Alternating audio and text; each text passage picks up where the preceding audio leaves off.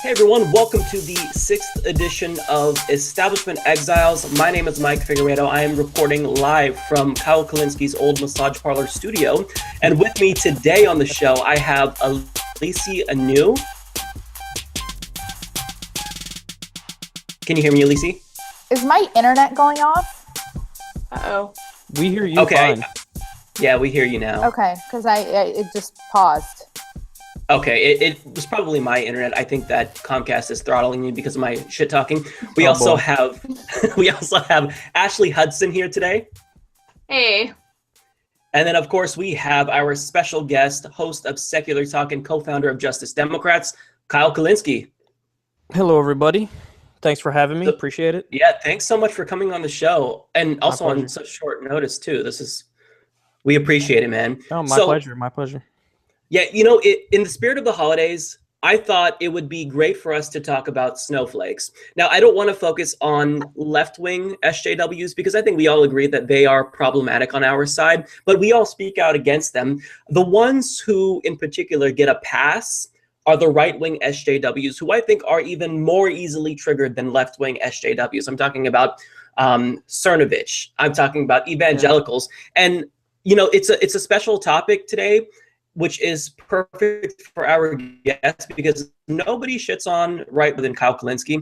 So, Kyle, you lately have been kind of going after Cernovich. So do you have anything to say in particular about right-wing SJWs? Because I think you really hit it best. Yeah, I think what's most frustrating about that crowd is the fact that they kind of make a point of pretending that they're really, really principled and they care so much about free speech and that, hey, everybody should get over it if you're offended. Like, nobody cares about you being offended. Like, we care about facts over feelings. But then, like, at the first chance they feel like they get the opportunity, they immediately flip on that. And I've never seen a better example of it than what happened recently with Sam Cedar. How, Mike Cernovich dug up an old tweet from Sam Cedar in 2009 where Sam was basically poking fun at people who were excusing Roman Polanski's, the allegations against Roman Polanski of like raping a 13-year-old. So, he said something along the lines of, if my daughter ever gets raped, I hope it's by like a very talented man or something like that. And they dug this up, took it out of context, pretended like he's literally pro-rape. Like, okay, really? Like, what person on planet Earth has ever wished their daughter was raped? Like, it's so obviously an attempt to be sarcastic, but they took it out of context, pretended it wasn't sarcastic, and then they go on this, this crusade of trying to get him fired, and they briefly succeeded. And what's stunning was, like, a few of these people tweeted at me because I, said how they're fucking hypocrites, and I can't believe how fast they flip on this supposed belief in free speech. And so many of them hit me with like, well, maybe it's time for the left to get a taste of its own medicine. And it's like, well, then you are just admitting that you want to be an equal and opposite hypocrite. So if there's somebody, on the left who says, I don't want to give a platform to this hateful person and we should protest them giving a speech at a college campus. What you're saying is I would do the same thing if, let's say Antifa was going to go, somebody who's an Antifa leader was going to go give a speech at a college campus. I would be the one standing out there with the sign saying, don't allow them to come here. And it's like, well, then just be honest and admit that you don't believe in free speech. You just use it as a tactic to, really use it as cover for the most heinous people in the country. What you'll notice is that whenever somebody's like genuinely bigoted, they'll never come out and say, no, I'm going to defend this person's bigotry. They'll say, oh man, why don't you just let them talk? It's about free speech. You're supposed to let them talk. So they use it as a cover for like disgusting ideas. And so that's what it's really about. That's why you see, like, for example, Tommy Lahren has been just the biggest one, like, oh, you're such a snowflake, get over it. Nobody cares if your feelings are hurt. And then meanwhile, she's the one who's like cheerleading people like Colin Kaepernick getting fired for peaceful protest. It's like, well, there's a perfect example where you could stand up and say, hey, listen, I'm the person who said I'm principled on free speech. This guy's doing a non-violent protest against police brutality. So he should be protected. He should still have a job in the NFL. Even though I disagree with him on the issue, he should, everybody should let him keep his job. But no, they flip immediately based on their own political leanings. So I guess the thing that annoys me the most is that there's plenty of people who shit on the left whenever there are authoritarians in the left wing and, they deplatform people on college campuses and stuff. There's like a universal uproar when that happens. But people on the right just get away with their snowflakeism in the most brazen ways. Like Donald Trump is another perfect example. And I'll just give this last example, then I'll shut up and let you guys talk. But so for Donald Trump, I mean, he sued Bill Maher because Bill Maher made a joke about how Donald Trump's dad might be an orangutan. Like, he sued him. He literally served him with court papers. If you now take Donald Trump out of the picture and imagine that's a left-wing college kid with pink hair, how that would be the biggest story. Dave Rubin would have fucking 7 episodes about how this pink-haired college kid is the biggest threat in America to free speech. But when it's the president of the United States who does it, not only do they not talk about it, they act like he's a hero for free speech and he's busting up political correctness when he is the quintessential example of a right-wing snowflake and social injustice warrior. I think my favorite of Donald Trump's lawsuits was when he sued the journalist that said he was a millionaire. And that was incorrect because actually he's a billionaire. Yes. And that hurts his public image. Yes. Yeah, I didn't know about that one either. Somebody for saying he's a millionaire. Yeah.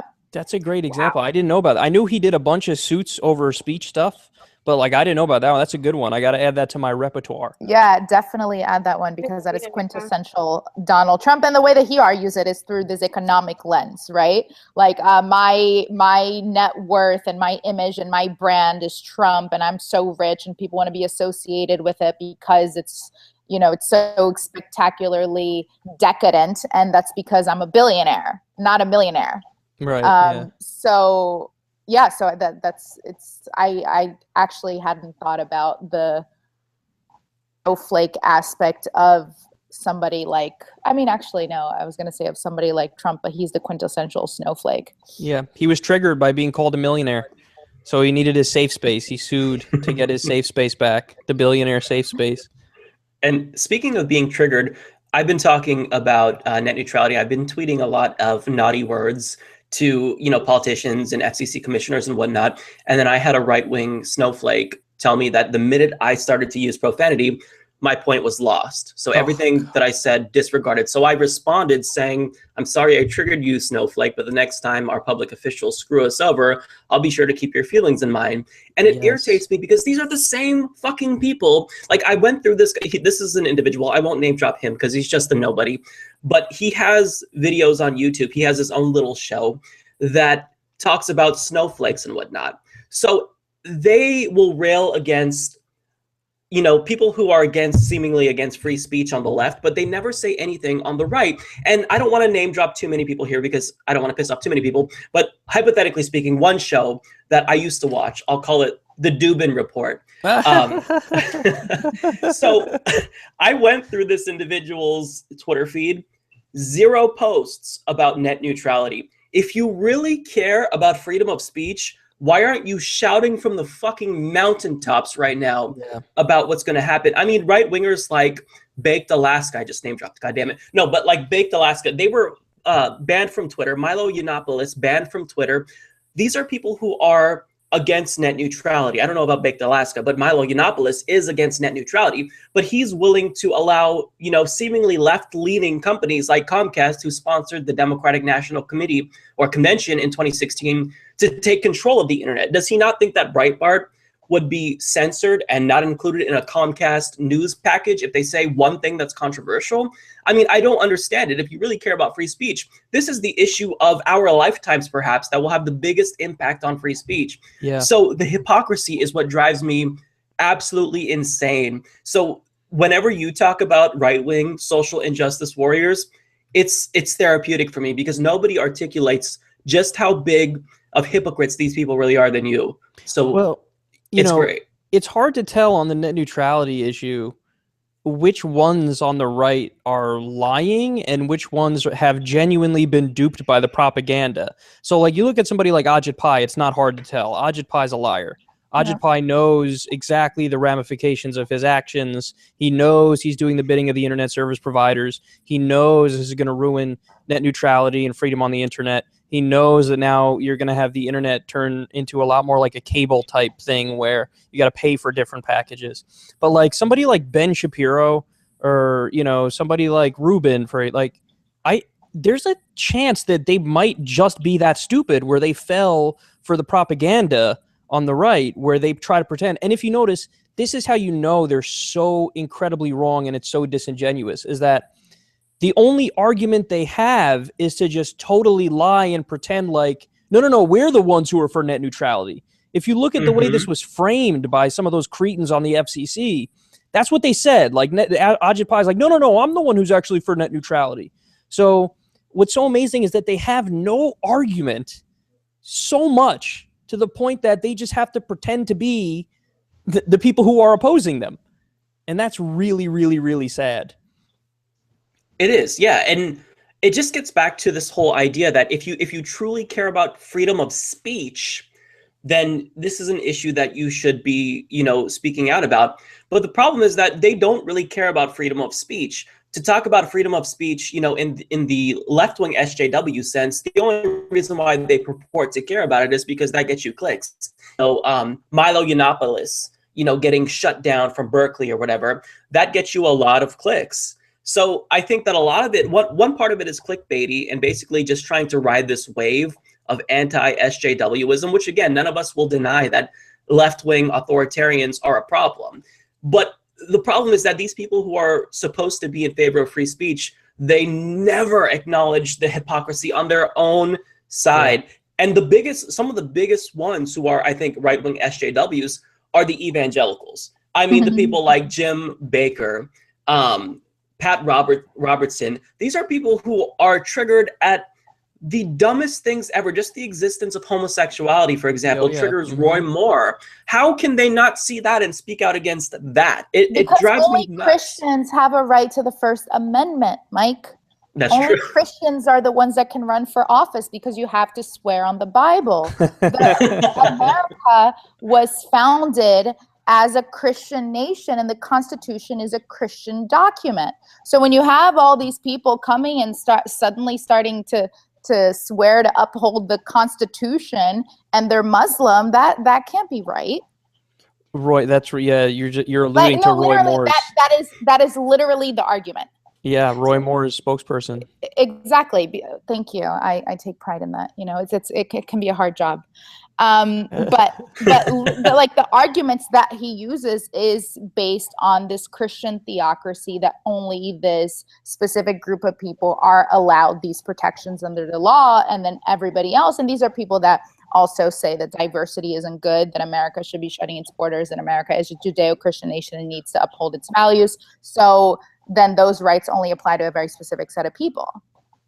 What's funny, you're right, and what's funny is that they're kind of admitting the worst version of themselves. Like they're kind of admitting the strongest left-wing critics version of themselves when they say like, oh, you have to swear on a Bible, so obviously only Christians can run for office.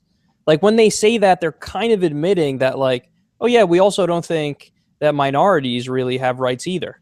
Because at the founding of the nation, there was the 3/5 compromise. Yeah. So like they weren't viewed as people. So when they say something like that, like, oh, what do you mean you have to swear on a Bible? So obviously only Christians can run. Like inherent in that is this idea of like, well, obviously only land-owning white males really have rights. And that's like a total verification of their strongest critics who would argue, hey, these people are bigoted. These people are against anybody who's not like themselves. Then they go on and prove it when they say stuff like that. There was something that happened, I could be like misremembering it, but there was something that happened here at the state level. Honestly, I don't even remember when. I just remember reading about it like a few months ago. But they recently, like at the state level, passed a law. Like I said, I could be slightly misremembering, but the basic premise is, I think, so like daycares, ones that are Christian daycares, because there's a lot of Christian schools, Christian. And Ashley, just to clarify, you're in Alabama, right? So that's what you're referring to. Okay. Yes, Alabama. Now, like I said, I could be slightly misremembering this, but if I believe they made it so that these like daycares or whatever they're called, they could refuse people on the basis of religion, which is crazy because they're always like religious freedom, religious rights. But I'm pretty sure, because I think I talked to somebody about this, my guess is they just want to keep like, Muslims out and maybe just not God-fearing people, which is crazy. Like it's crazy to me that they can do that, but that's what they did. And I don't know if you guys remember either. It was a while back. A couple of women went and they protested something that Jeff Sessions was doing. I think it was not long after he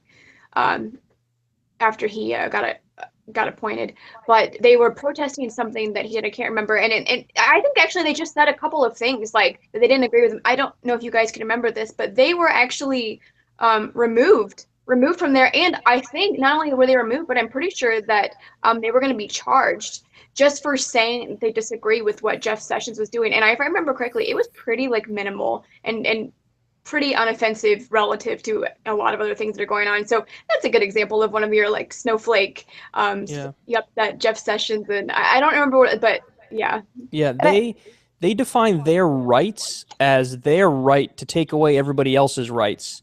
That's that's not a stretch either. That's not a stretch either, because when you look at even historically, take a look at the arguments that were made back during segregation, when the northern states and the federal government were trying to basically get them to stop doing that. They would say, "Oh no, here we go with the northern aggression again." And this is all about state. Even back to slavery, they used to say, "No, this isn't about slavery. This is about states' rights." So they always try to pivot and change the argument to states' rights, because in their mind, they mean the states' rights to determine that people are inferior to them, and then they get to take away the rights of other people. So that's part and parcel of their ideology and their philosophy.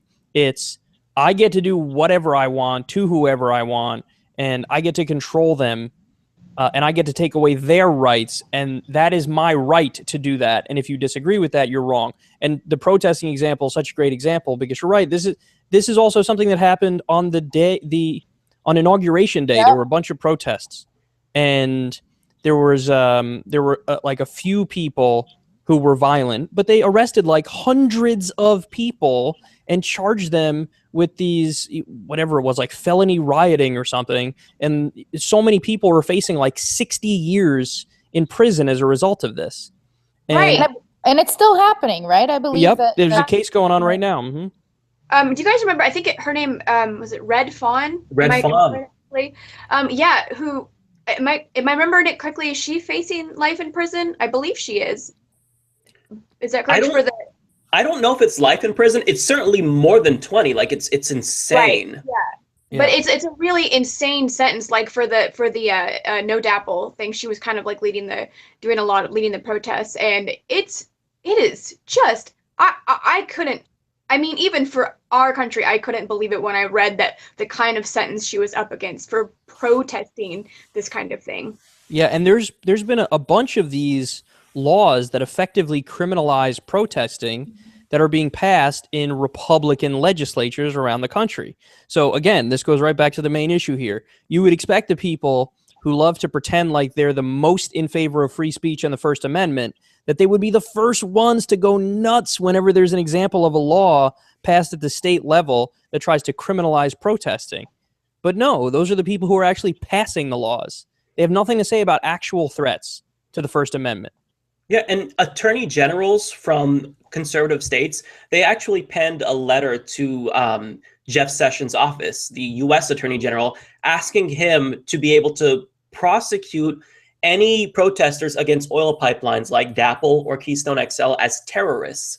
And Jeff Sessions basically said, yeah, we will be, prosecuting them to the full extent of the law. Basically, he didn't necessarily use the word terrorist, from, if I'm remembering this correctly, but he did basically say, yeah, we're going to be pretty arbitrary and not allow them to protest these pipelines. So if they cause any damage whatsoever, then yes, you can prosecute them as a terrorist, which is just insane to me. When are we going to start prosecuting oil companies as terrorists? Never.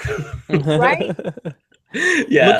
Look at the anti-BDS laws too that are being passed now. That's a perfect example. Yeah, I mean, you would think that again, the free speech warriors would say, "What? This is nuts. Are you kidding me?" So basically, I think the way it works is any business that has like some sort of state government contract, what they're saying is you will not get a contract if you in any way like publicly support boycotts, divestments, and sanctions. Well, again, that's effectively, taking away somebody's free speech rights. If you're saying, I'm going to hold your economic livelihood over your head, and it's the state that's holding your livelihood over your head. So they're saying it's a form of censorship is what it is.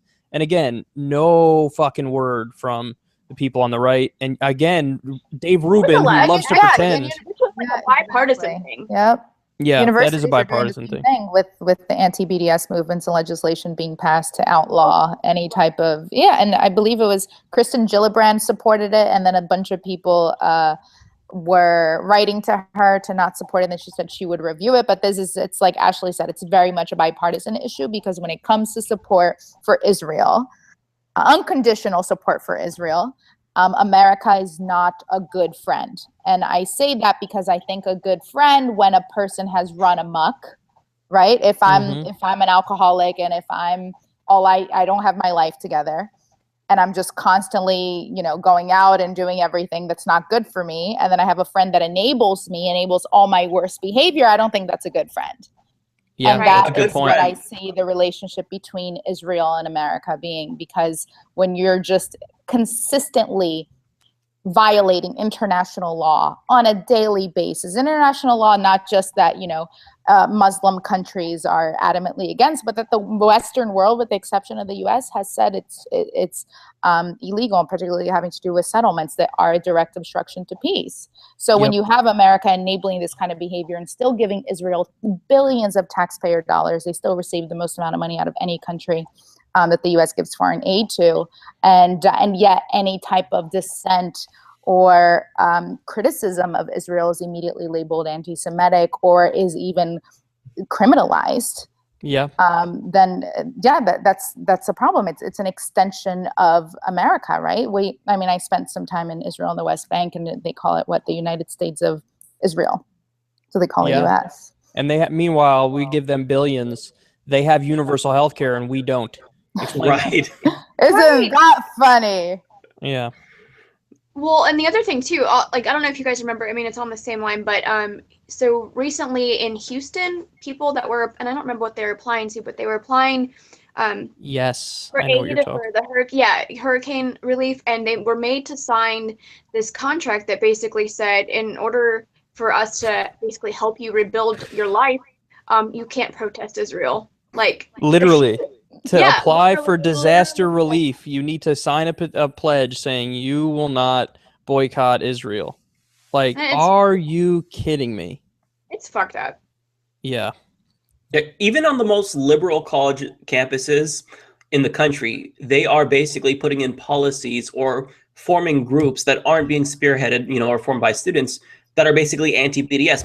My college campus, very liberal campus in Portland, Oregon, they have a Facebook group that they're promoting. I saw it pop up on my Facebook ads, basically saying, students against the boycott, and all of the comments are like, what? Fuck you, fuck you, fuck you. We're for Palestinian human rights. We support Israeli human rights, of course, but they're the ones who are the aggressors. They're the ones who are illegally occupying Palestine. So why would you think that a really hyper-liberal school and their student body would ever support something like that? So it's like they're trying to push this policy and this idea that BDS is bad onto everyone, when this newer generation, people our age, don't buy it.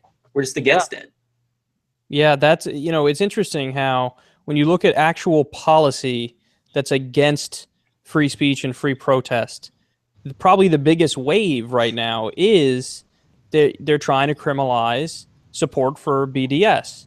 And again, the free speech warriors have absolutely nothing to say about it. In fact, it's not a wild assumption that many of them support this. You know, Right. A guy like according to Ben Shapiro, what Arabs like to live in Suish. Oh yeah, right, Ben Shapiro, which is the literally intellectual. because they don't have electricity. Genius Ben Gaza. Shapiro. Exactly. What a brilliant intellectual. The intellectual on the right. The right. Oh, hashtag settlements rock. I'm so intelligent, please. Oh man. Yeah. But this is literally stemming from the fact that you know, in Gaza, Palestinians, and I spent some time in Gaza as well, and it's the only beach that I have ever been to.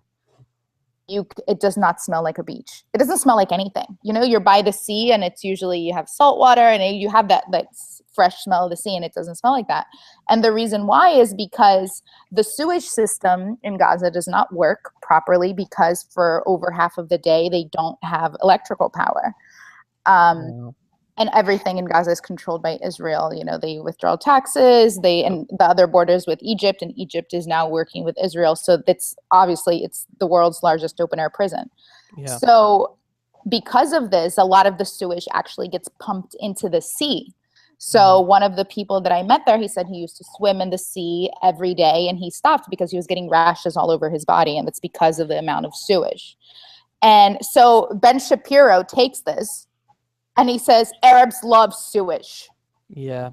Oh, they live in sewage. They live in sewage. Yeah. It's like, because thanks they're such disgusting monsters. Yeah, thank you for exposing your bigotry as you think you're being intellectual. That's what these guys do, man. They take away all the context of it, and then just it's like what right wingers do with the statistics on black people. Like the statistics show black families live in poverty more so than white families. But then they look at that as some sort of a verification of their ideology that black people are inferior. It's like, well, they're more poor, see? So we're right. It's like, wait, what? No, do you not understand? You're actually making the liberal case when you say something like that, that obviously there's a whole bunch of context that goes into that. And there's decades and decades of oppression. There's slavery, and then there's Jim Crow. Oh, get over the past, Kyle. Come on. That's a story that already happened. Why are you still crying about it? Look at, Asian people, they've been oppressed too, and now they're super successful. What's so funny is that is like that's a point that they'll make all the time about, Asians do well. But what's funny is they don't fully understand that either, because when you look at Asian immigrants who come to this country who are from poorer nations, so like Vietnamese immigrants, for example, they actually don't do well financially. The Asians who tend to do well financially in the U.S. Come here with a lot of money from other wealthier, they're like the top 1% of other Asian countries. So like there could be people who are high income that are Chinese that come here, or Japanese that come here, and they tend to do well because they already came here with a lot of financial well-being, and their families are already pretty well off. Whereas again, when it's, somebody from Vietnam, they're typically not as well off, so they don't do as well financially. So again, it's one of those things where they love to cite that as if it like destroys arguments on the left, but they're citing something they don't even understand, that it actually goes to prove our point that if you're coming from poverty and you don't have much material well-being, it's much harder to climb that ladder to get the money. But if you're coming from money, it's much easier to continue to make money. So it's funny that they don't get that either. Well, it's because they cling to the myth of the American dream. To be honest, like there are very, very, very few cases where real rags to riches cases, and the other thing too, there actually is some like research on this too. They don't really see themselves like on the socioeconomic ladder. They don't really see themselves where they actually are. They actually see themselves usually as better off than what they are. So they don't quite realize, first of all, how much the top, the 1%, is fucking them, just like they are the poorest of everyone. Yep. And so, so basically what happens is they look down on people who are poorer than them, and they go, well, I'm fine as long as I'm not there. We're good. That's why Trump is so brilliant, right? It's divide and conquer. Mm-hmm. Yes. But it's like, that rich man isn't fucking you. It's the Muslims, it's the Mexicans, it's anybody who's different than me, and they're taking your jobs, and they're rapists, and it's never corporations, it's never politicians that pass legislation that overwhelmingly benefit their donors. It's never people that have rigged the rules to benefit a very specific set of people. Of course, it's the the quote unquote the plebs, right? Yeah. So you can always, as long as we keep fighting each other, then exactly, then Don't the have anything status to worry quo. about. Scapegoating 101. You're going to have to.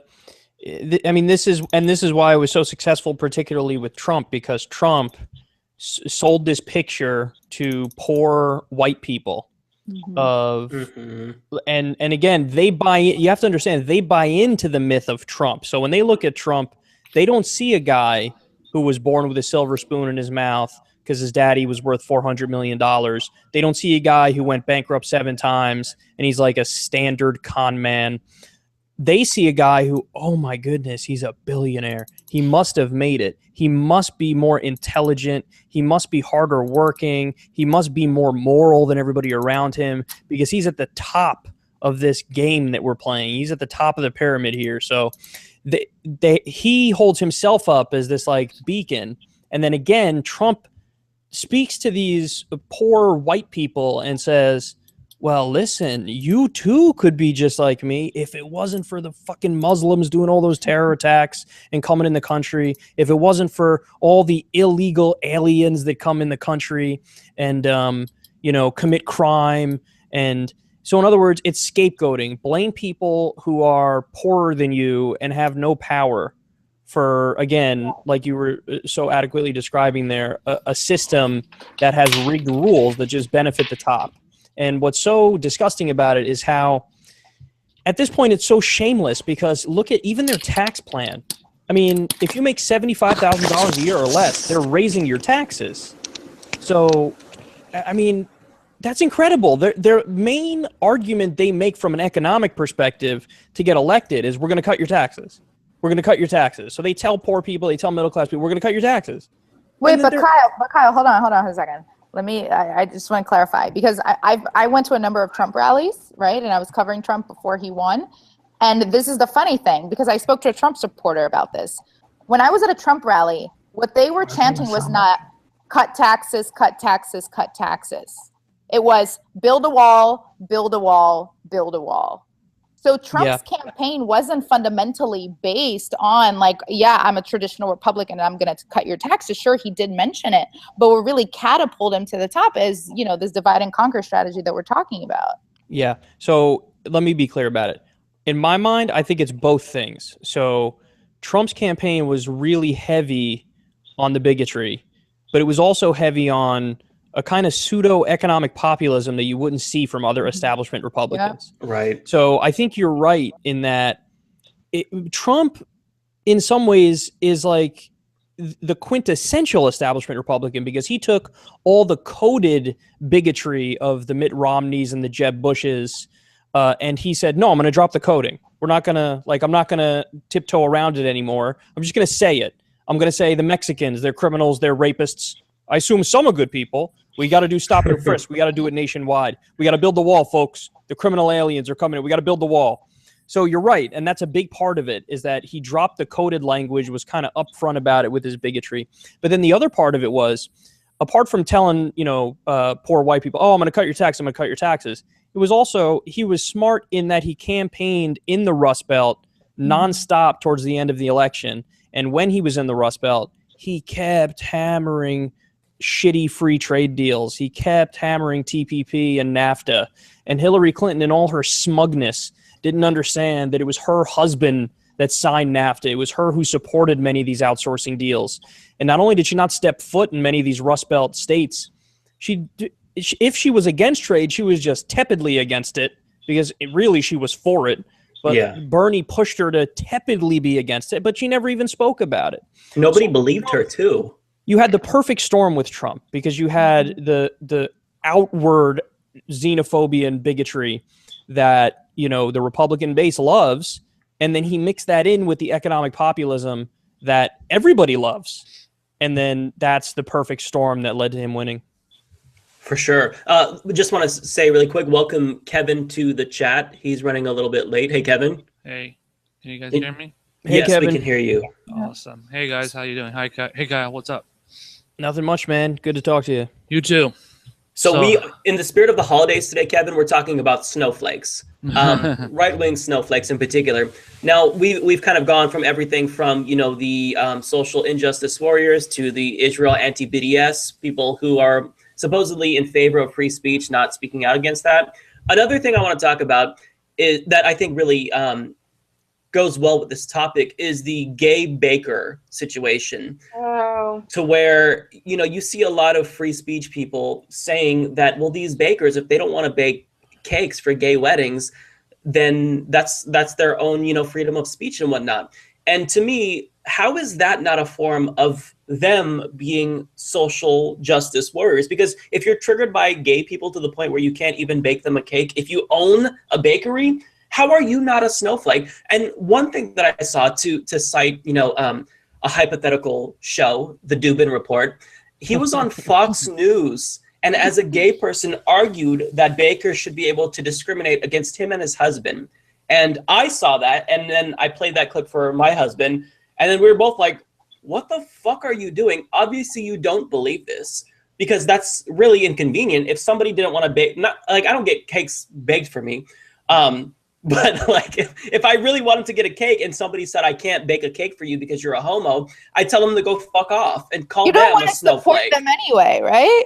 Exactly. So it's just this whole, in order to pander to right-wingers, you have to pretend to be against yourself and that you would support discrimination against yourself, which doesn't make sense to me. How are they not getting lambasted for that? These supposedly Christian cake owners or cake bakers, whatever the fuck, who are triggered by gay people. I mean, how is that not something that they make fun of themselves being advocates of free speech? How is it the other way, that the baker is the one who's in favor of free speech? I don't get it. That's a good point. I actually never thought about this issue in those terms, but I think you're right. I think that if somebody, if you are so offended by just the existence of gay people that like, no, I will not engage in regular financial transactions with you.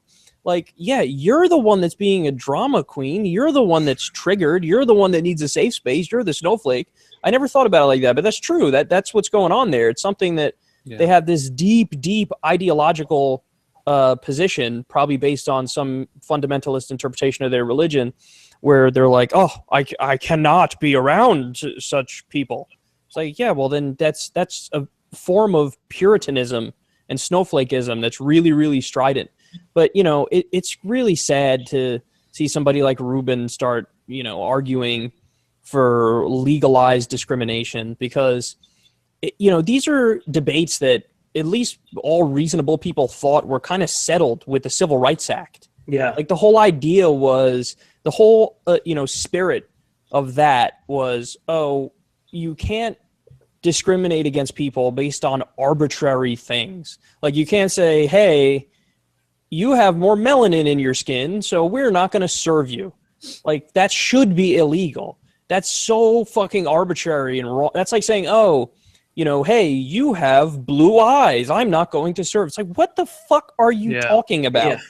And, you know, you could easily imagine kind of a worst case scenario to paint the immorality of a situation like that. Imagine, for example, you have a black family driving in rural Mississippi and their car breaks down on a 100-degree day. And they walk 6 miles to the nearest gas station. They're drenched in sweat. They have their kids with them. And it's just a horrible situation. And they go, okay, I need to buy some gas from you for my car, which broke down on the road. I ran out of gas. And the person goes, no, I'm not going to serve you. You're an N-word. Yeah. Like, how can any reasonable person look at that and not immediately go, yeah, I think we need some sort of law against this, you know? And it's not that it's not like we're saying, hey, under no circumstance can you not serve somebody. If somebody comes into your store and they're fucking tipping over shelves and they're being an asshole, all of us agree, yeah, you don't have to serve that guy. That guy's being a douche. Kick that guy out. But if you're discriminating based on arbitrary characteristics like, you know, their sexual orientation, their gender, their religion, like, no, fuck you, that should be illegal. And of course you should make those people engage in regular financial transactions with other regular people who they despise. See, I agree with all of you, but I read this article recently and I just pulled it up on Salon, and it's called Why Evangelicals Are Okay with Voting for Roy Moore. So it gave me this perspective that kind of made me understand their views of the world in a way. And for me, it's batshit crazy. But the way that they talk about homosexuality, what you're saying is, you're not respecting someone's choices and blah, blah, blah. But this is how they say it. I'm just going to read this paragraph. It says, for many American Christians, the Bible provides a very clear and commanding code of purity that informs their views on such issues as adultery, premarital sex, homosexuality, condoms in schools. They fervently believe that humans are sinful and have the demonic capacity to defy the divine plan for America and drive God out of the United States and out of our world. For these believers, the sin of abandoning the sacred is not limited to the sinners alone. Once the evil they perceive is endorsed by their government, whether same-sex marriage or abortion, not only the evildoers will be punished. America's sins, it is believed, will also bring faithful Christians down with them. By allowing sin to flourish, Christians themselves will have contributed to the contamination of God's sanctuary. In short, what we're talking about with these, whether they serve the cake or not for a same-sex couple, in short, they see salvation at stake. Wow. I didn't know that. As someone who grew up religious, my family, I mean, they were very evangelicals. These are evangelicals. So this is on a bit of the extreme end. Yeah, right. Yeah, my family never got political with it, so I don't think that they necessarily, would be classified as evangelical. But yeah, when we grew up as Christian, definitely they were vehemently anti-gay and anti-abortion and whatnot, and didn't want those policies to be codified into law. But yeah, it's interesting to see that when we make the case that it doesn't matter what two consenting adults do, or what if an interracial doesn't affect you personally, that actually brings it into perspective, because they do feel like it has an impact on their life. Completely. This is literally the future of humanity and the apocalypse. Wow. So I feel like I would be more sympathetic to that argument if they actually were consistent in that they read the Bible and they believed it. Because, for example, if you're a Bible literalist, you would have to be in favor of abortion, because abortion is in the Bible. Yep. So there's a portion of the Bible where they talk about how if your wife cheats on you, she needs to drink bitter water, they call it. And the bitter water induces an abortion, induces like a miscarriage. And they say if she drinks the bitter water and then she aborts, well, that's okay, because that was the kid of the person she cheated on you with. But if she drinks it and she doesn't, well, that's okay, because then that's your baby. So it's like, that's the Bible saying if your wife cheats on you, get an abortion. So, but women who get raped can't have an abortion. Correct. So and again, like in the Bible, you want to talk about biblical morality. I mean, what is it? The story of Lot, where the daughters rape their father.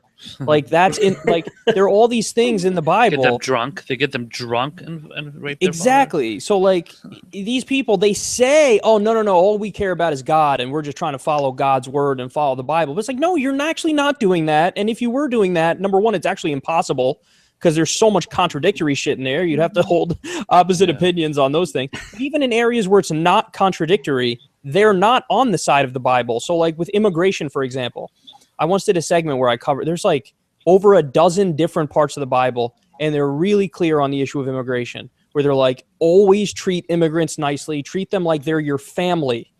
That's consistent throughout the Bible. And not a single one of these Christians, these evangelicals, are saying that. They're all like, no, fuck immigrants. And it's virtually across the board. And like with war, for example, well, war might not be a good example because there's plenty of war in the Bible that they could say, oh, this is our thing. But like Jesus, in most of his moods in the New Testament, is all like hippy dippy, I'm a communist before communism existed Jesus type Christ shit. is a socialist revolutionary. Yeah. I always, exactly. A friend of mine always said, and I totally agree with him. And I was speaking with somebody else about this. They said, I love Jesus, but I'm terrified of his followers. And that's pretty much where I'm at. One of my favorite quotes of myself, and I'm aware that sounds incredibly douchey. Is, how modest of you, Kyle. Jesus Christ makes Noam Chomsky look like Ann Coulter. Yeah. That's how far left he is. Yeah. That is a really great quote, actually. That's really good. I actually had a conversation with my friends about this today in text. It was really funny that you brought this up, because as some of you know, I'm helping a candidate here run, and so we were kind of talking about maybe how to, channel Jesus. That sounds really weird, but kind of like channel the Bible and channel like the things that Jesus did when we talk, to try to get people on the right to adopt progressive values, or at least be more accepting of them. And I had this conversation because I wasn't actually raised with religion at all, so I don't know that much about it. So most of my friends are, so I actually asked them about it. And I have this one friend who is he's a nice guy, but he's a libertarian, or he thinks he's a libertarian. I'm not really We're sure. not selfish enough, basically. That's what he believes. Yeah, it's kind of just like, well, but Jesus encouraged people to give to the poor. He didn't make them give to the poor like you would with taxation, which makes you, like. Have you seen conservative Jesus? Have you guys seen Tory Jesus and conservative Jesus? There's a Tory Jesus account on Twitter, and there's a conservative Jesus account, and it is the funniest thing in the world. It's like, a leper comes to Jesus like, oh, Jesus, please help me. And then Jesus says, I'm sorry, we don't cover pre-existing conditions. Yeah, you're going to have to walk the other way. And then another one, it's like a bunch of immigrant kids that come, and it's like, Jesus, please give us refuge. And then he says, I'm sorry, you're going to grow up to be terrorists. You're going to grow up to be terrorists, so I just can't house you. That's pretty good. Really good. It's interesting because I don't know how much, like, I understand what you're saying, use their ideology to get them actually on your side. Like, say, hey, you believe in Jesus. Jesus said this, this, and this, so aren't you going to come on my side? But that doesn't work. Yeah, what I was going to say is I don't know how much that works because, like, for example, in talking about this tax bill that the Republicans are pushing now, there's two, like, just gigantic atomic bomb level facts about this bill that are just seemingly totally overlooked by people, which is, number one, it adds anywhere from $1 trillion to $1.4 trillion to the deficit.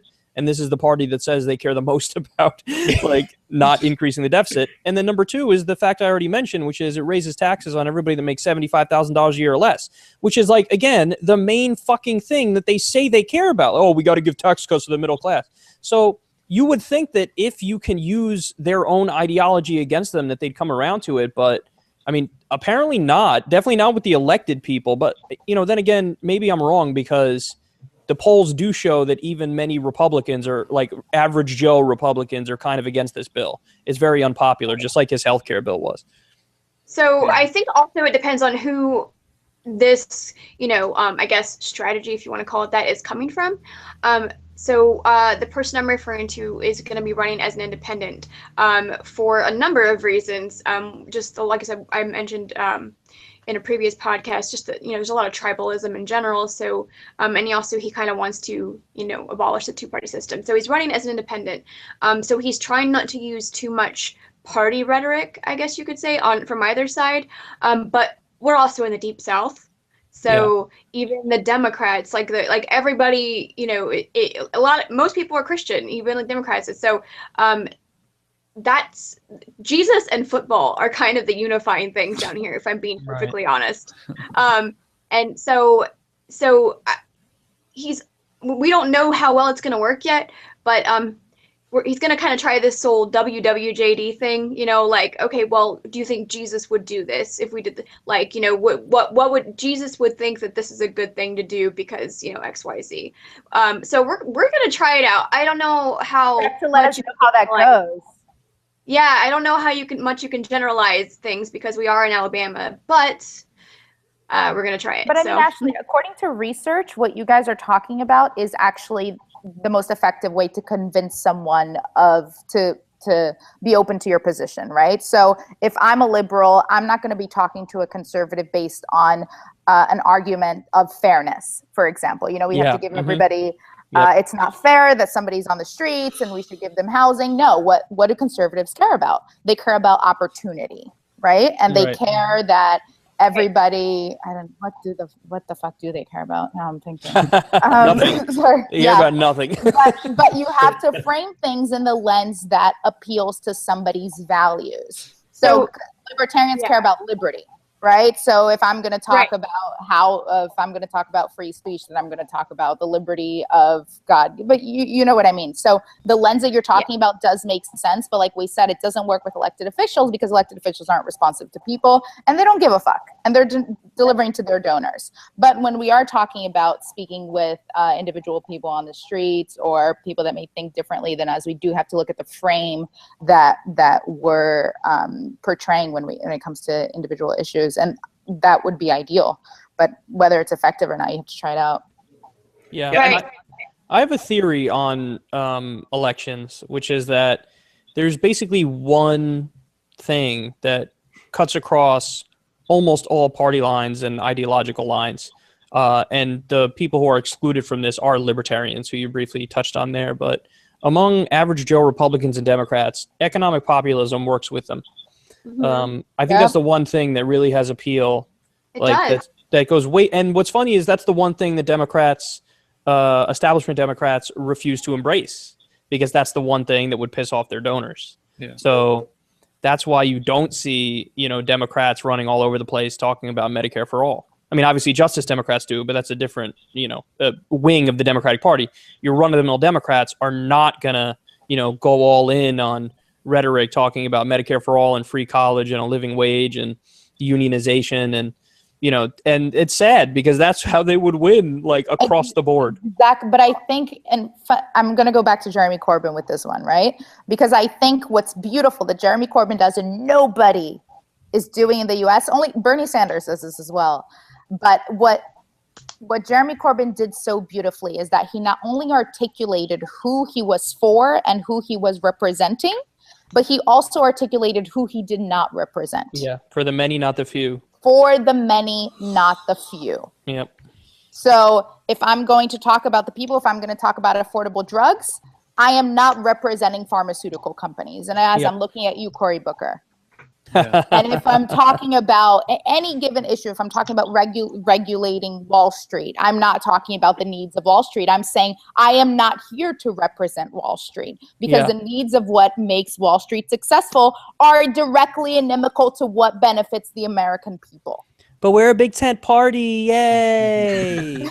We have such a big tent that we allow in the opposing party, yay! One doesn't exclude the but other. they don't. Like they're pretty, at least some of the ones I've talked to here, they're not shy about saying, we're Big Tent, except for Republicans. And it's not even that they're really shy about it, they just say it. So what did Doug I Jones just say? He just said, I'm middle of the ground or whatever? Yeah, he said, I won because I'm center of the road. Center of the It's like, no. You won because you're not a boink the little pedophile. kids. That Yeah, guy- exactly. I'm telling you, that guy is going to be the next rendition of Joe Manchin. Guaranteed. Oh, 100%. There's no doubt about it. And the sad thing is, I mean, the other choice was Satan. Right. It's Satan or Joe Manchin. Yeah. And I already heard calls for people, like, there was on NBR the other day, there was a reporter out of Birmingham who literally said Doug Jones is going to have to make a sharp pivot right if he wants to stay in office. And I'm like, God damn it, stop saying, he was literally just elected. Like, what the, Yeah, you just touched on a giant problem in the U.S., which is the Overton window in Washington, D.C., and what's considered respectable and what's considered not respectable. So, Bernie to these people is way outside the Overton window, and oh my God, he's so crazy and far left. Meanwhile, if you go issue for issue, the American people overwhelmingly agree with him on almost every single one of his beliefs. Whereas, they say the center is something like Joe Manchin. Meanwhile, Joe Manchin he just supported the deregulation of Wall Street further. Like, that's not a centrist position. That's a corporatist position.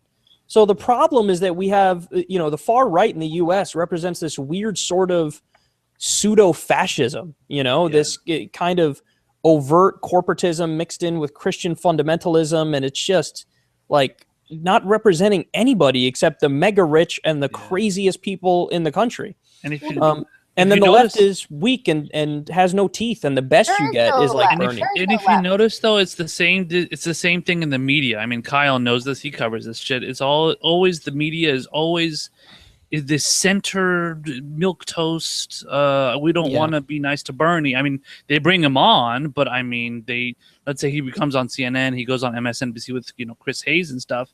But I mean, they just treat him like this, little like nobody, like, we don't want to deal with you. Well, but they we gotta bring him you. on now because he's good for ratings. And by the way, Kevin, I forgot to tell you how much I love your Tupac poster. Oh, thank you. But He looks at me every time. But I think that's a huge problem, also within the media and also within obviously the regular political spectrum, where debate goes on between different politicians, and obviously, like Kyle said, they treat Bernie as if he's like this left-wing radical, like he is Jeremy Corbyn. And like while I have the same level of respect for both of them, Corbyn is obviously much more to the left, and rightfully so. And I mean, he would be run out of town in this country. The Overton window, though, in Britain isn't as far to the right as it is. Right. Exactly. Yeah. And you're right. The thing that bothers me most about the media is how shitty they are at going after Trump. I mean, here you have a guy who is really just destroying the country and taking every negative policy that was put in place by Bush or Obama and just pumping it full of steroids and going, yoo-hoo, here we go, let's fuck everything up. And like, they're just so utterly toothless in their criticisms of him.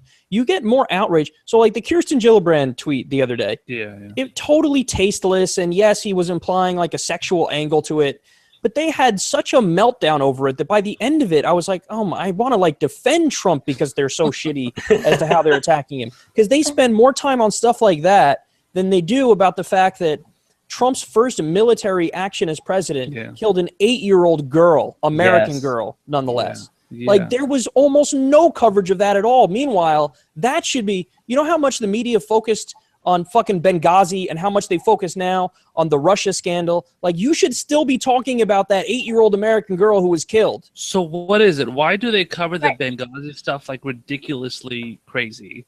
And that involves people getting killed overseas, Americans, so on and so forth. But then when they cover, when they cover Yemeni children, Yemeni innocent people in other countries, they don't cover that as much, I guess, because the right wing isn't like railing against it. I don't know what it is. I think there's multiple answers to that question. You have like the perfect storm of shittiness that leads to like a media that's totally ineffectual. And I think one of those things is a sensationalism bias. So like they feel like they can get more ratings if they just go nuts over, Donald Trump feuding with Don Lemon or Donald Trump tweeting about Kirsten Gillibrand. Like they think, oh my God, bombshell, we can talk about this. And that's the sensationalism bias angle of it. Yeah. But the other part of it is the establishment bias of the media, which is these people are the establishment. They are the elites. They're all very wealthy. They all run in the same social circle. So they're more likely to focus on stuff like that than they are to focus on the situation in Yemen, because there's blood on both parties' hands for that. I mean, Yemen, we're talking about the absolute destruction of a country to the point where it's genocide now. I mean, Saudi Arabia is blockading it, not letting in food, not letting in medical supplies, which are absolutely necessary. They're bombing the shit out of everything in sight. America's supplying the weapons, including illegal cluster bombs under international law. So we have blood on our hands for that, and the establishment is universally in favor of it. And what you get in the United States, and you see this in Noam Chomsky's Manufacturing Consent, he explains it better than I ever could, but you have a corporate structure that is subservient to state power in a way that honestly perhaps is even more subservient than state media is to state power in other countries. So you're never going to get the focus. I mean, could you imagine if they did like a big segment, they put on the screen, breaking news, and then they say half the country makes $30,000 a year or less, which by the way is like, that's the kind of treatment that a story like that should get. Like that's how you should be covering something. Like, this is unbelievable. We're in what's supposed to be the richest country ever, and half the country's poor. Like, what? That would piss off all the corporate donors if you pointed exactly. out. And who the fuck is paying the bills for corporate media? The corporations. They cut to break. Who's paying them? The same people that they're about to rail against for making half the country poor, which is why they're never going to do it. What would happen if we took the profit incentive out of the media? There was a time where I think they did that, where they the news was considered a loss leader, where like everything else on TV would be, we're doing this for profit, but the news, you'd lose money, but that was expected.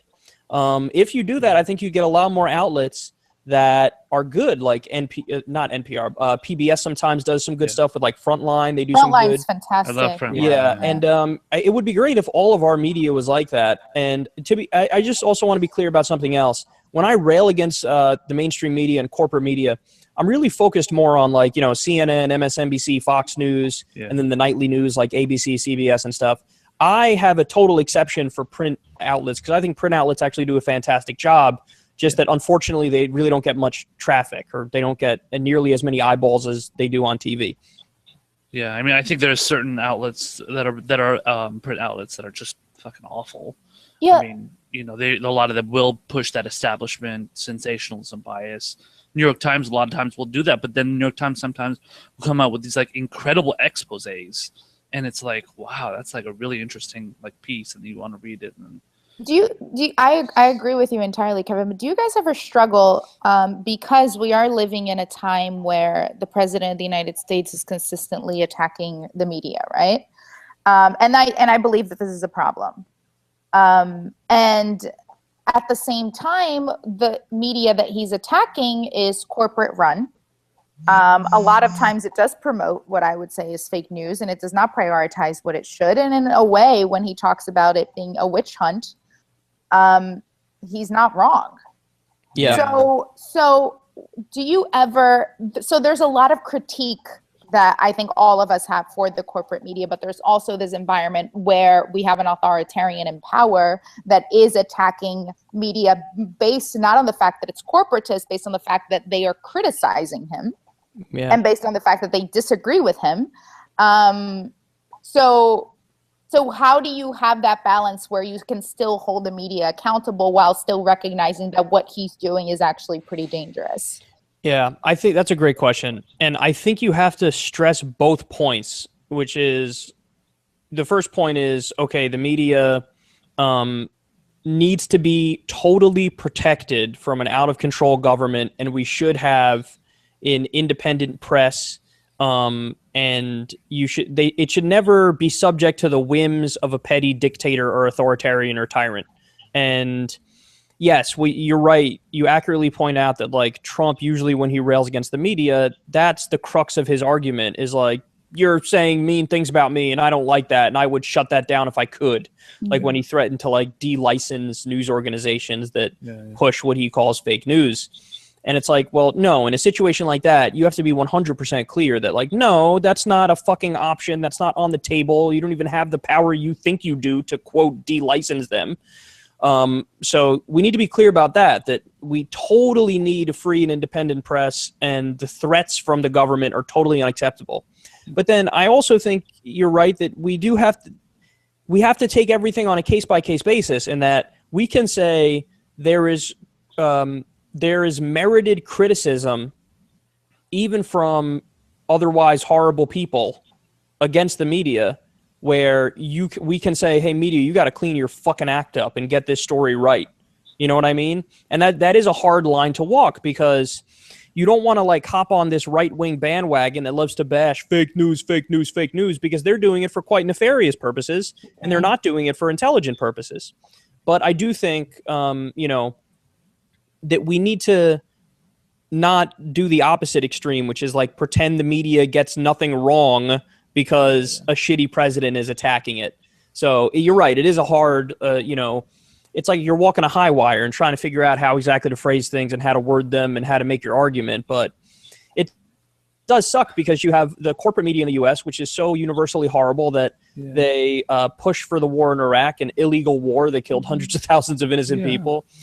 They called torture enhanced interrogation because the Bush administration wanted them to do that. But now when Trump attacks them, they clutch their pearls and say, oh, Mr. President, how dare you accuse us of not doing like good things? Sir, this is an apple. I want you to know that this is a fucking apple. God. So, the ironic thing with how the media covers Trump, the ironic thing about how the media covers Trump is that they don't go after him on the legitimate things, obviously. And he's actually lucky for that. He's lucky that they don't call him out for his fucking 30 times drone strikes that are killing 30 times more people, whatever it is. And he's, bombing, 8 different countries now that we add Niger. So it's like, or Niger, whatever you call it. But, like they don't cover like that stuff. They just can cover all the like, oh, you cursed really a lot or something in a speech, and you said this really mean thing to Kirsten Gillibrand, or you called like that whole like because thing with Don Lemon. Exactly, they care more about what he says than about what he does. Yeah, like that's exactly. There you go. Bothered you put by it perfect. what he says and the decorum. It's the rhetoric. Politeness police. Yes, that's what it is. That Don Lemon thing was. He curses and he just doesn't have that. He doesn't like look at the way he speaks. It's like a 4th grader, and this is why a lot of these blue collar, mostly white workers see themselves in him. The way that the media completely is condescending towards Trump, and the kind of critique that's leveled at him, not at policy, but at how he carries himself. And when did he get the most praise? When he bombed Syria. When he bombed fucking Syria. Because did you see the beautiful lights going out? And that was just, I have never seen a spectacle so beautiful. But you know what? The military-industrial complex and the American war machine. We should stop complaining, though, because the complete and utter failure of the mainstream media has led people to watch people like us. Yeah. Even though, we're just regular people just talking about stuff, there's something that we bring that you will never get from the fucking billion-dollar outlet that is CNN with all their, fancy graphics and everybody wearing a suit and everybody with perfect fucking hair and makeup on.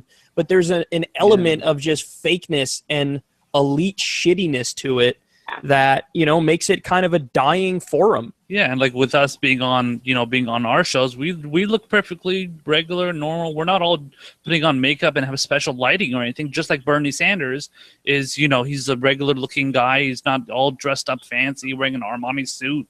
And, his hair is all kind of messy and, he doesn't talk perfect and he has, whatever. So it's like, we're filling a demand. We're filling a demand that was there. People want non-corporate media, and that's what we can provide. We're not, news anchors that sit up, with perfect posture. We don't talk, like they talk, like they're robots. We're just normal people. We curse when we present the news. We, provide you with emotion that we feel when we rightfully, feel fucked over by these politicians.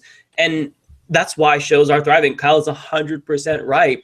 But at the same time, that need for independent media has also opened the doors to lunatics like Alex Jones. So it's a double-edged sword. Kyle, it really he's a favorite of yours, eh? Yeah, what's interesting, and I'm very happy about this, even though I've done a zillion segments on him and I've just utterly obliterated him repeatedly, I've never come onto his radar and that he's felt the need to respond because God forbid we get to that point. Then, you want to talk. That guy, he's more popular than I am. That's just undeniable. He has more listeners, more viewers than I do. So if he were to ever decide to turn that, fury on me, he would win that battle in the sense that I would get a zillion death threats in a day. And, but you'd also get noticed, though. You'd be like, oh, who's this Kyle guy? That's true, but I don't know. And I'm not saying this to be a dick, but I don't know what percentage of his audience is savable. I'm sure there are many that are, because you guys would be surprised at the number of people who've reached out to me and said, "Oh, I'm a fan of you," and fill in the blank with whatever. I've seen that too, Kyle. So it's like maybe a bunch of them are savable. I don't know, but I honestly would just rather not deal with the headache, and I'd rather keep taking shots at him and him ignoring me. I think the reason why you may have that crossover is because you and maybe a lot of the other people that other right wingers like Alex Jones, they aren't necessarily establishment. Granted, he sucks fucking Trump's dick all the time, but they're not necessarily establishment in the. But you're right. But I do think that it's kind of sad when people can't distinguish between different forms of non-establishmentism. With Alex Jones, and at this point, it's almost a case that he is in favor of the establishment because he does is suck Trump off on a daily basis. Yeah, and Trump's the right. You always say Trump wants to be the part of the establishment. He wants to be the errand boy for Wall Street, and so does Alex Jones. Alex Jones wants to be in the establishment, but he just wants to have a reason to complain. He is de facto establishment now since Trump, his guy got in, and Trump is with the establishment. Alex Jones is de facto establishment, I would argue. And he's so unserious in that you could watch his show for 3 years and still not really fully understand what he thinks on any policy issue. And that's what the fuck are you talking about politics for, you dipshit? I swear that guy, you're like a gossiping teenage girl or some shit talking about, and then Mika Brzezinski said this, and oh my God, let's talk about how fucking lizard people are not shooting up schools because that was a hoax, or, He's just an SNL skit. He's such an SNL skit. It's crazy. You guys have to Google Alex Jones fish people. If you're watching this video, or actually don't Google it, go to YouTube and type in Alex Jones fish people. There's literally a video that somebody put together of him with the music and everything, of him basically almost in tears talking about how he went to this secret government facility and he saw fish people. They were like batting at the glass saying, help. And he was serious. He was fucking serious. Well, did you see him on Joe Rogan's podcast? I did not. Okay, so first of all, you got to watch that. It's like 4 hours long, but you need to force yourself to sit through it. I will. I love Joe Rogan, but he lost it. Like, he was talking about, there was a point where he started arguing that like he was saying, you want to know the secret? And Joe's like, what? He's like, do you want to know the secret? Like, you really want me to let everything out here? And he's like, I guess. And he's like, well, listen, interdimensional. Like, you start talking about other dimensions and fucking travel between other dimensions. And it's like, no, now you need to shut the fuck up because you've turned into the millennial version of Pat Robertson. Like, that's what you're doing. You're being like this metaphysical, paranormal, totally made up guy, but you're pandering more to a millennial audience. And so my takeaway, if you watch that, you'll see how he's lost it. But the like to dislike ratio on that video really like destroyed my hope for the future. Really? Because it was overwhelmingly liked, even though the guy's obviously crazy. And then the other point is, I think he was just massively coked up. Like, he just, even though he's fat, it's hard to perceive of a fat cokehead, but he's like, I think he does coke like nonstop because that guy has more energy.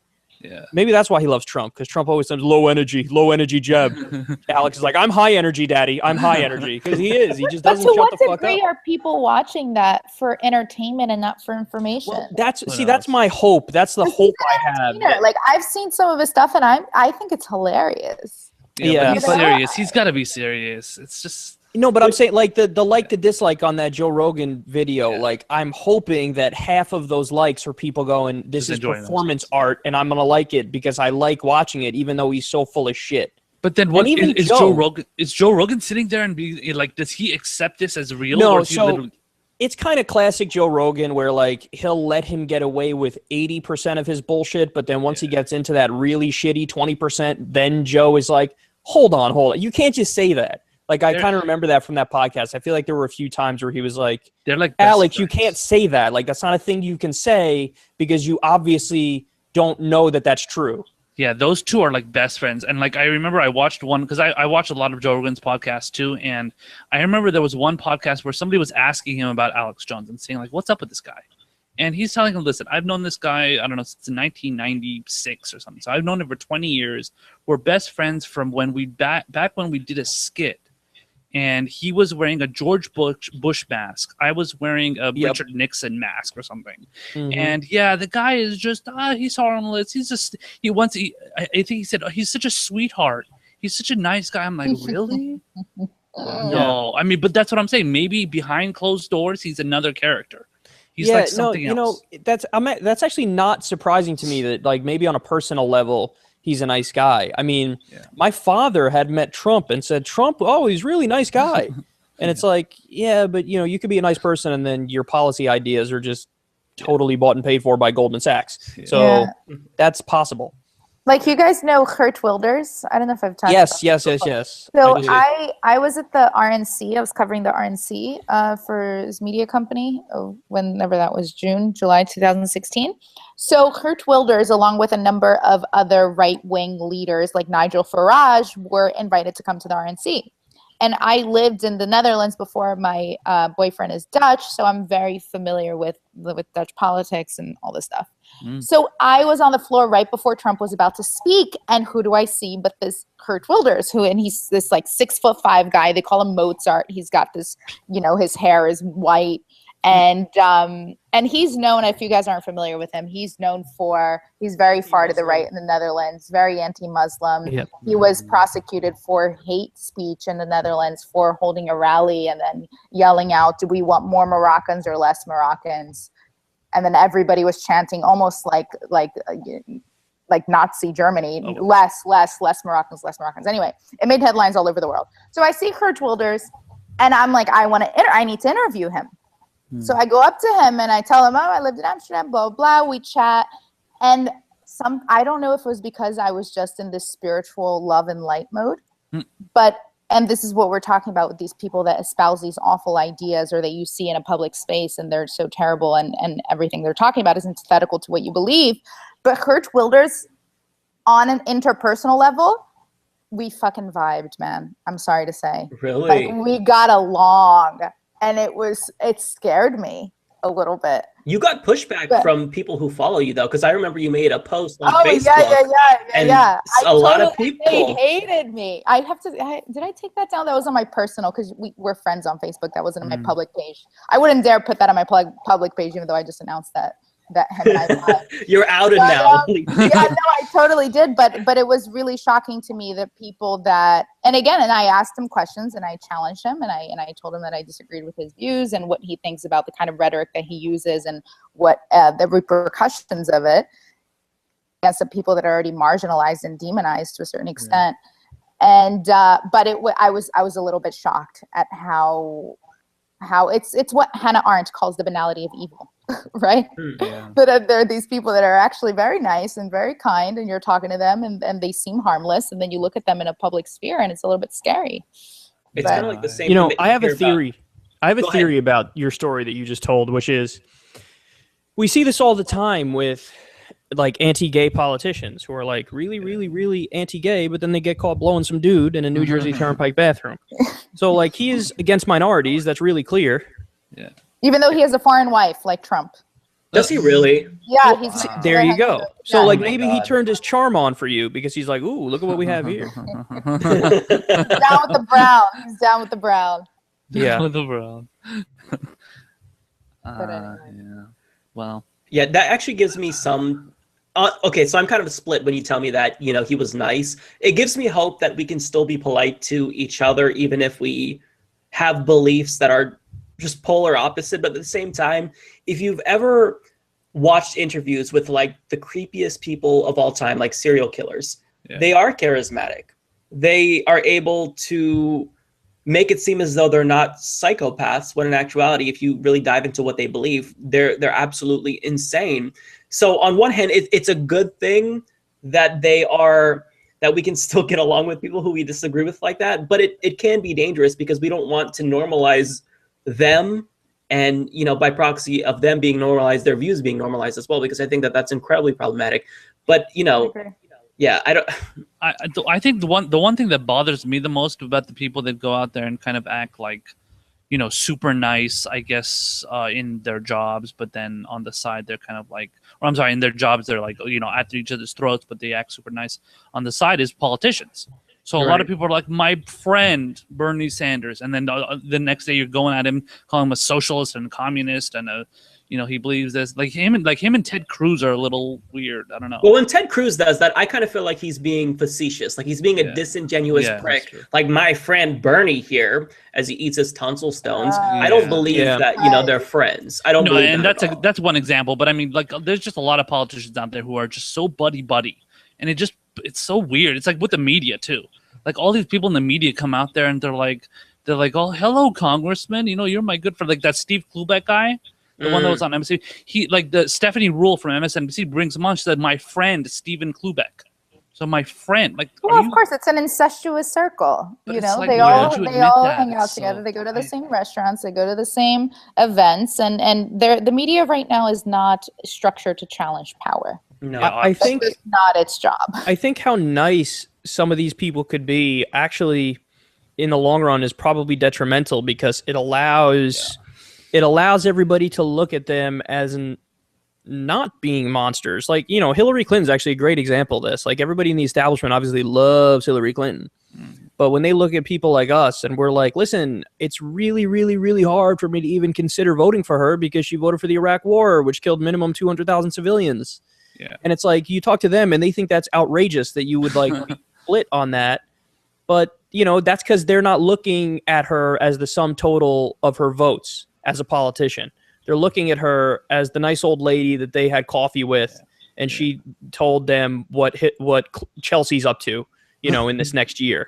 So she's a likable grandmother. Yeah, exactly. So, and by the way, I'm sure that even if I met her, assuming of course she doesn't know my work, but if I met her and she was nice to me, I'd be like, oh, that's weird that, like, you know, she's not like a monster. But, you know, that's the thing, is that I guess in a way, compartmentalization on stuff like this is a good thing, you know, because, you know, everybody could say, I hate to use such an extreme example, but like Hitler liked dogs. So, okay, he was good to dogs and not so much to Jews. You know what I mean?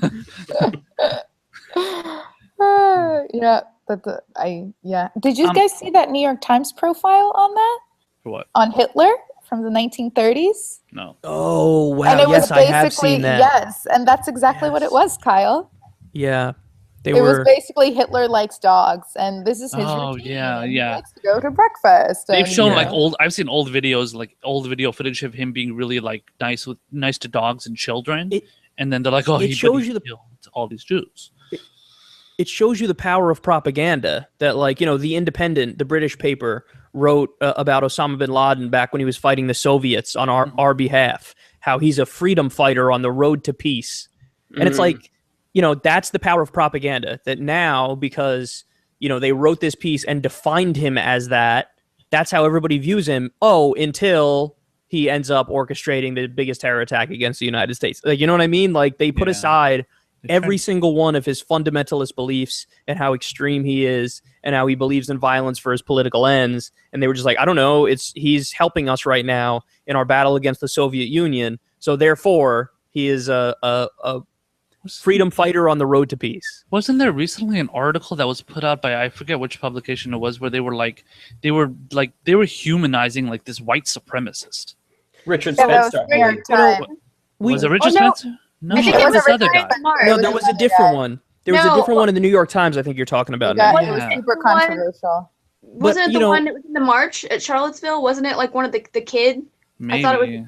It was like the Nazi next door, basically. Yeah, that's the one I'm talking about, the Nazi next door. So what's interesting is we should actually talk about that, because I thought that article was a lot more nuanced than many people on the left made it out to be.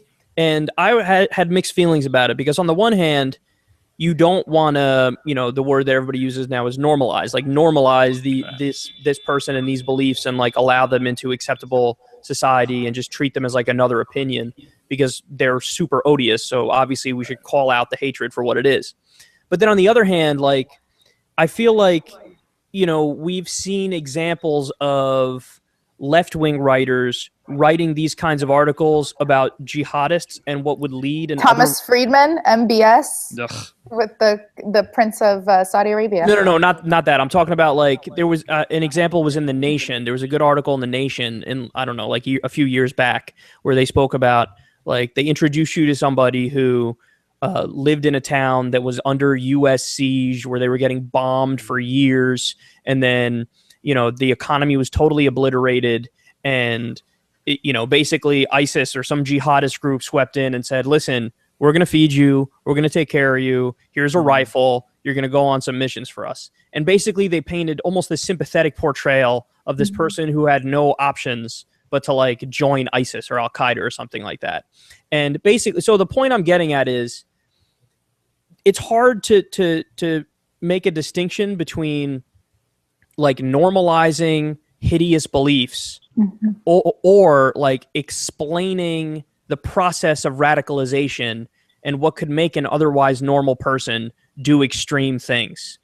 And, you know, I do feel like there's a little bit of hypocrisy on both sides on this one, because what you'll find is, you know, right-wingers were outraged at that article on what led to somebody becoming a jihadist, because they said, oh, you're sympathizing with jihadists. And then left-wingers were mad about the one with the Nazi, because they said, oh, you're sympathizing with a fucking Nazi. So I don't know what the right answer is and how these pieces should be written. I mean, obviously, we don't want to make it seem like this is just another opinion and, you know, you're doing propaganda for the most extreme views imaginable. But then I also don't want to fall into the trap of not sufficiently explaining what could lead to radicalization for a lot of people. So it's hard to like explain it without sounding sympathetic in either case. You know what I mean? I think the radicalization of Muslims, of people from the Middle East is very different than the radicalization of white supremacists. But racists, so sometimes, not always. Like, yeah, not always. So for example, there's a chance of like, there is like straight up ideological extremism that stems from religious fundamentalism. So like, you know, Saudi Arabia with their extreme Wahhabi ideology. And like they have these radical mosques that just preach hate 24/7 against everybody that's not exactly like them with their orthodox Sunni supremacy. And like, so you can have somebody who's never experienced like oppression, never experienced the US or some Western power bombing them, and they've just been taught hate from a young age. Yeah. And then lo and behold, they grow up and they're the next Osama bin Laden. Like that can happen too. And like, so in a situation like that, I guess the analysis is pretty easy because you go, yeah, fuck those people. They're just extremists. And in a situation similar to that would be like a guy like Richard Spencer. Like he never experienced any fucking oppression. No. He's been privileged his whole fucking life and he's an extremist. So it's easy to look at his example and say, yeah, fuck that guy. But you're right that there are examples. I think in both situations, like there are people who are Trump voters, you know, right, and who maybe joined like a white supremacist group like VDare, who, I don't know, maybe they, like everybody in their family lost their jobs when they were fucking shipped out, and there's some sort of economic concern underlying their extreme like white supremacy that grew out of that. And by the same token, you could have a jihadist who came out of a place that was bombed to smithereens and had like no options and felt like Al-Qaeda was the only group that can fight back for them against the evil, you know, West or some shit.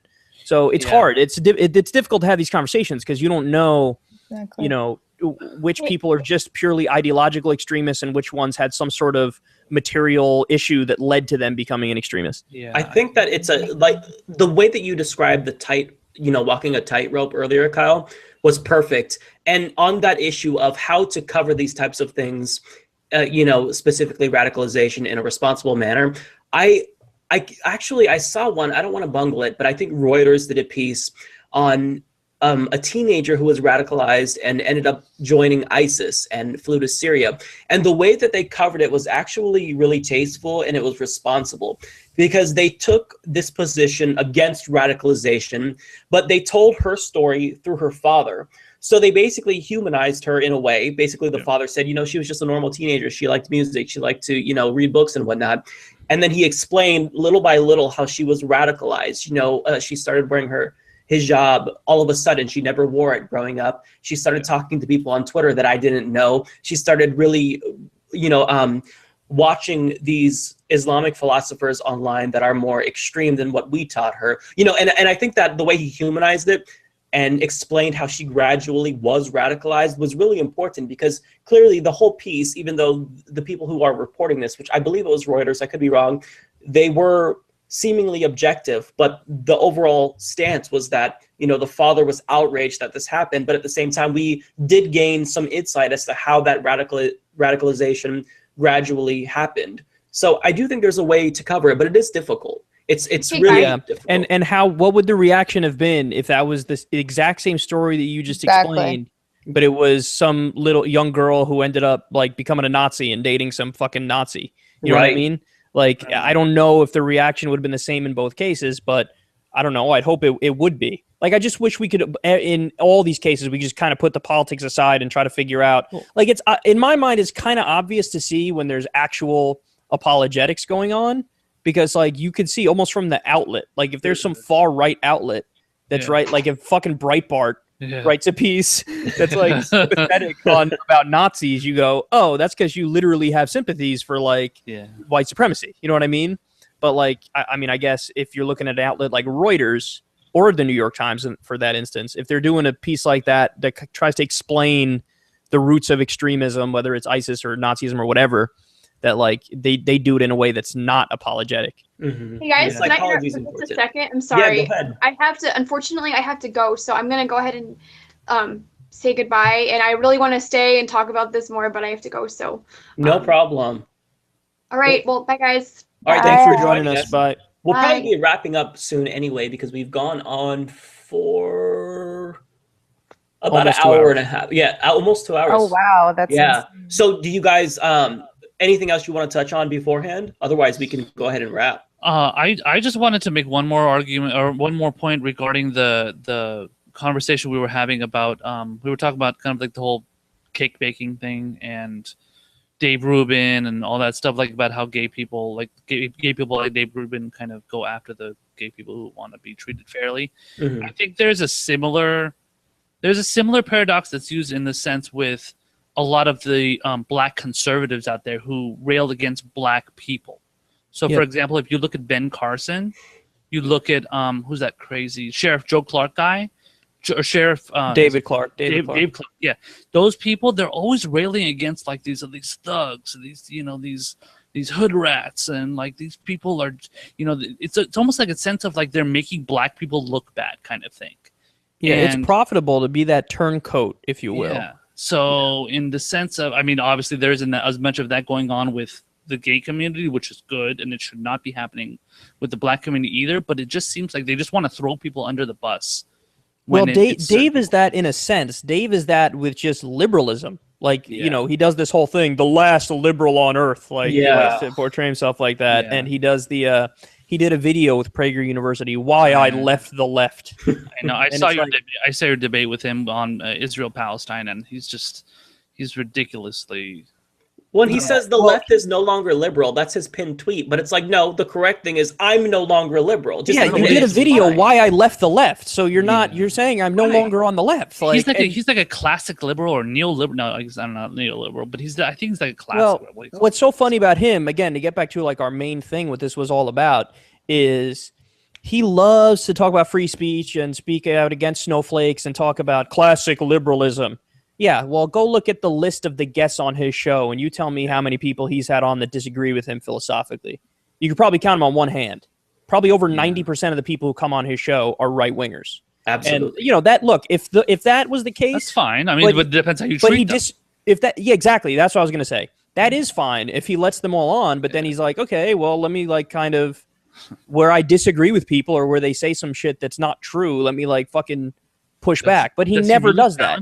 Does he challenge anybody that exactly? No. He invites on right wingers and he plays patty cakes with them all day, and then he gets incensed when somebody dares say like, "Hey, maybe you're actually not on the left at all in any way." Exactly. And that's the problem, I think. The main problem I have is him being disingenuous. We know that you're not liberal, but it's harmful because he's allowing the right to say, here's a liberal who's saying why liberals are wrong. And I think that if you're going to be conservative now, just be conservative and admit it, own it. But he doesn't, and that's what bugs me. Maybe he wants to like kiss the ass of both sides. I don't know what his shtick is. What I'm annoyed by is how like even the mildest criticism of him, he's just like, nope, that's it. Like, you're totally wrong and you're evil, and then he'll like block you or some shit. Like, so what happened with Ali Rizvi? I don't know if you guys know who he is. He's one of these ex-Muslim reformers, I guess he says. He's kind of like he calls himself the atheist Muslim. So like he says he's culturally Muslim, but he's really just a non-believer. And he was friends with Rubin, and he was on Rubin's show. And then I guess somebody had tweeted at Ali Rizvi a video of Rubin on Alex Jones' show, where Rubin says something along the lines of, hey man, there's a place for you, like in the media, atmosphere. And they asked Ali about that, and he's like, yeah, no, there's not a place for Alex Jones, and Dave's wrong about that.